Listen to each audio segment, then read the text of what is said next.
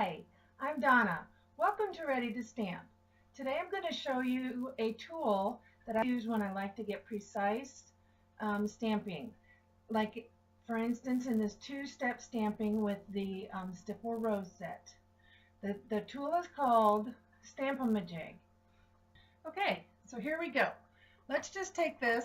I'm going to use So Saffron, and I am using the stippled blossoms, excuse me. And it has all these wonderful little roses that you can put details in, and also with their leaves. First thing I'm going to do is I'm going to take the solid piece. See, there's two different ones. There's one that's solid, and then there's one that's detailed. So what I'm going to do is I'm going to stamp in the lighter color first. And I'm just going to use a scrap piece of paper here that I have. We're just going to stamp on there normally like you would. Of course, you're going to clean it off so it's ready for the next one. Now, I'm going to put the detailed one on, and this time I'm going to use my rose red. But before we do any stamping, I'm going to use, this is what's called our stamp-a-ma-jig. It comes with this T looking thing like you would use, like carpenters would use, kind of, to get things square. And then I don't know if you can see it or not, but here's a piece of plastic. It doesn't come with a hole because I used to hang it up. But it has a smooth side and it has a rough side. I'm going to use the smooth side. So what you're going to do is you're going to lay this down smooth side up, take the T, and I'm going to line up the corner of the T with the corner of the plastic piece.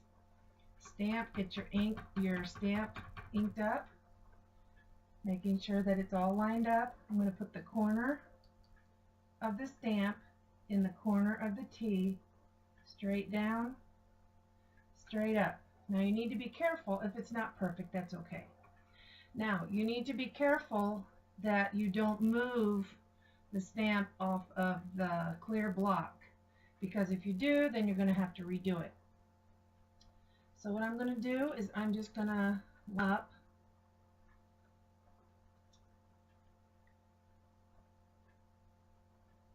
see how I lined that up?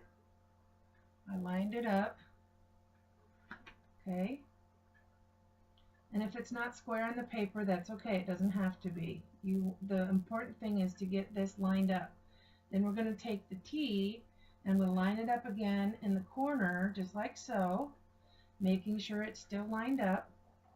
I'm going to re-ink my stamp, put the corner again in the corner here, straight down, straight up.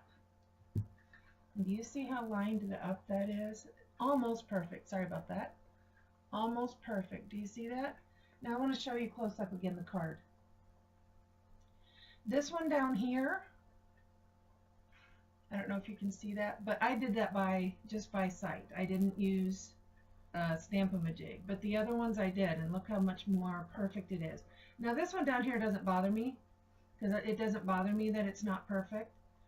But for those of us who like it perfect and perfectly lined up, that's where the stamp-a-ma-jig comes in. Okay? Now, stay tuned for how I made this card, because there's a couple other tips. So next, Quick Tip Thursday would be when I would show you the rest of the card. So, I hope this helped. Be sure to go to, if you're looking on YouTube, be sure to go to my blog, and at readytostamp.com, and we'll see you soon. Happy creating.